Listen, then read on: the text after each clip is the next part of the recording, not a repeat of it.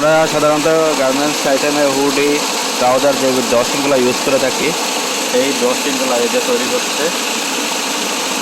এই যে এটা হচ্ছে পলিস্টার, এই যে কমপ্লিট ড্রসিং। আর এইখানে হচ্ছে ড্রসিং মেকিং হচ্ছে, এটা দেখতে অনেক সুন্দর।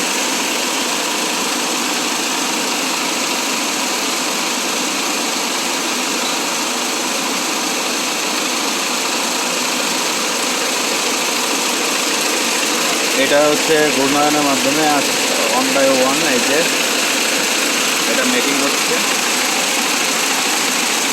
মেকিং করে এইখান থেকে রোলারে যাচ্ছে, রোলার থেকে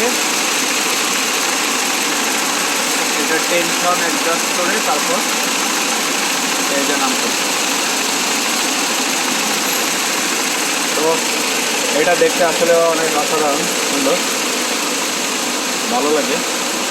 জাস্ট এই মেশিনগুলাই এগুলাই যে ঘুরতেছে, এগুলো ঘুরে তারপরে ড্রপআউট মেকিং করতেছে।